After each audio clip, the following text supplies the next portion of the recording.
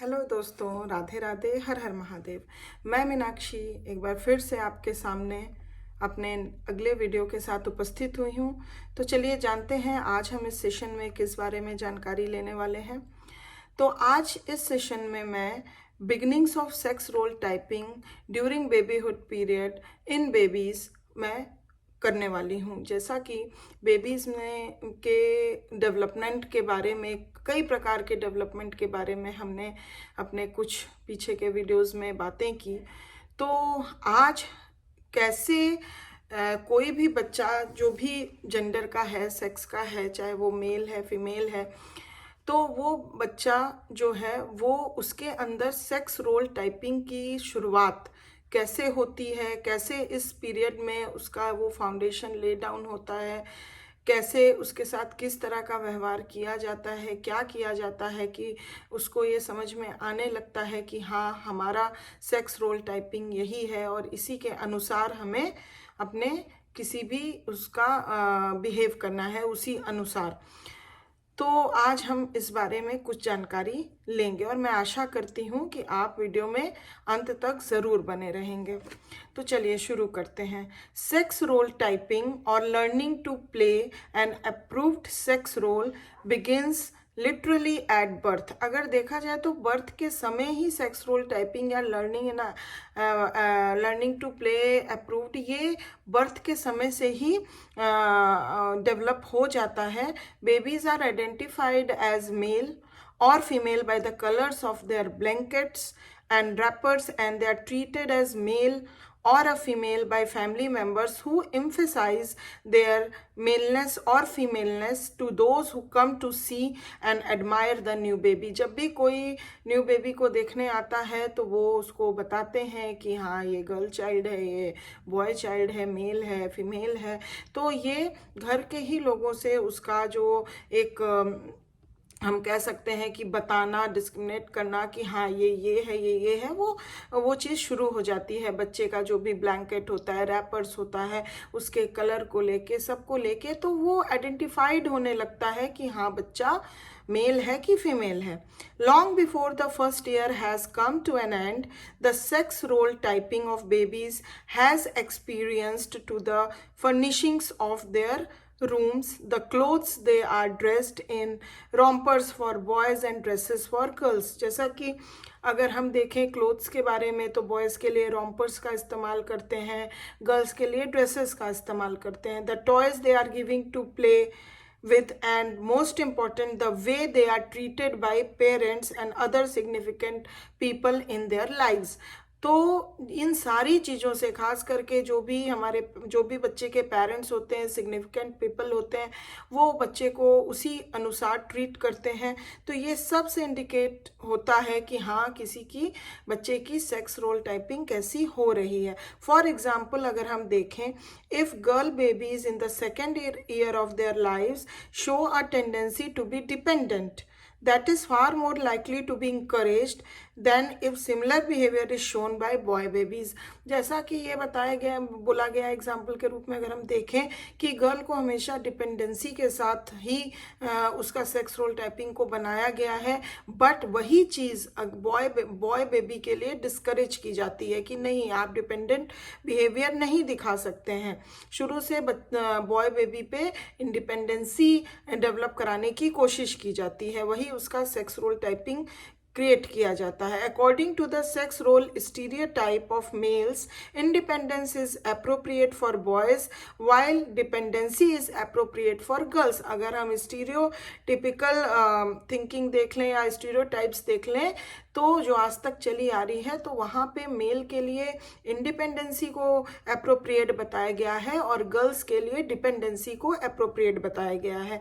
As is true among older children, more pressure is put on boy babies to look and act in a sex appropriate manner than on girl babies। Parents may dress girl babies in rompers as they do boys on the grounds that rompers give girls more freedom to move around than dresses। इसी बिना पे कहते हैं ना कि अगर कभी रोम्पर्स अगर गर्ल चाइल्ड को पहनाया भी जाता है तो वो इस ग्राउंड पे पहनाया जाता है कि वो ड्रेसेस से ज़्यादा कंफर्टेबल होगा और बच्चे को आराम से इधर उधर घूमने में वो कंफर्ट फील करेगी। इस कारण से उसको पहनने दिया जाता है इस ग्राउंड पे।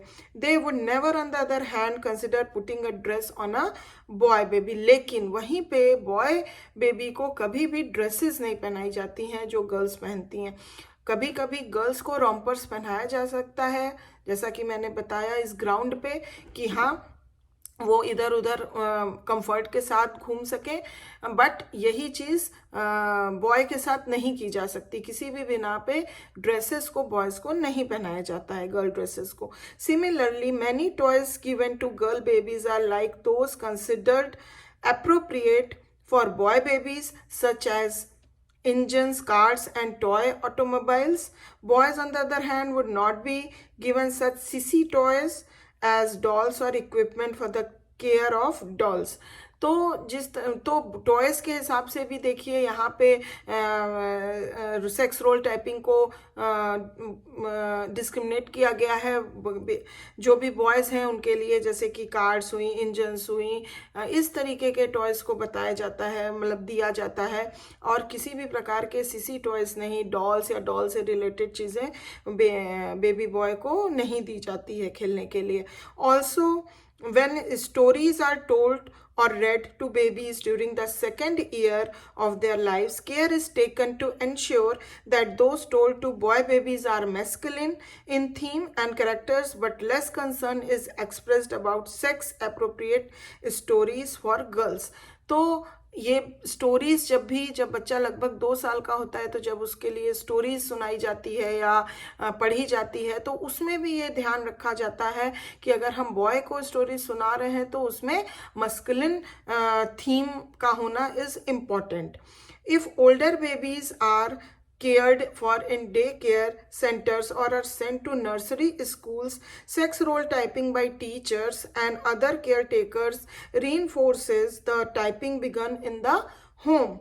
As a result, by the time babies emerge into early childhood, the foundations for sex appropriate behavior have already been laid through the sex role stereotypes that serve as guidelines for this typing are still largely unfamiliar to babies. अगर देखा जाए तो जितना भी foundation during babyhood period babies के अंदर इस sex role typing को लेकर डेवलप कराया जाता है, फिर भी जब बच्चा अर्ली चाइल्डहुड में एंटर करता है तो हम ये नहीं कह सकते हैं कि वो बहुत ज़्यादा फैमिलियर, पर उसको ये जरूर ज्ञात हो जाता है, मतलब ये फीलिंग जरूर आ जाती है कि मैं एक बॉय हूँ कि गर्ल हूँ, बट देखा जाए तो बहुत ज़्यादा वो टिपिकली उससे कोई चीज़ रिलेट नहीं कर पाता है कि मतलब ऐसा क्यों हो रहा है, हमको एकदम appropriate sex role, appropriate actions क्यों करने हैं। They behave in a sex appropriate और sex inappropriate way because they were taught and encouraged to do so without any understanding of the reasons for doing so. तो कभी कभी उस कारण से बच्चा सेक्स अप्रोप्रिएट रोल भी कर सकता है या इन अप्रोप्रिएट रोल भी कर सकता है, क्योंकि सिर्फ क्या हुआ, क्योंकि उसको ये अंडरस्टैंड अभी तक नहीं हुआ है कि ऐसा क्यों उससे करवाया जा रहा है और क्यों उसको करना है।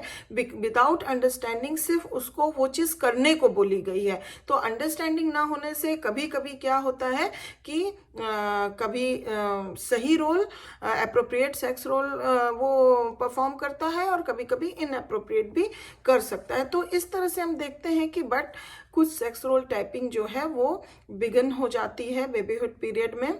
तो इसके लिए आज की ये जानकारी मुझे लगता है कि काफ़ी है ये समझने के लिए। और आज के इस वीडियो में यहीं तक जानकारी। अब मैं और भी रोचक जानकारियां अपने अगले वीडियो में लेकर आऊँगी, और अगर ये जानकारी आपको अच्छी लगी हो तो प्लीज़ एक लाइक ज़रूर दे दीजिए, और अगर अभी तक सब्सक्राइब नहीं किया है तो प्लीज़ सब्सक्राइब करिए। And thanks for watching my video. और अब हम फिर अगले वीडियो में मिलेंगे, तब तक के लिए अपना ध्यान रखिए, ख्याल रखिए, टेक केयर, बाय बाय।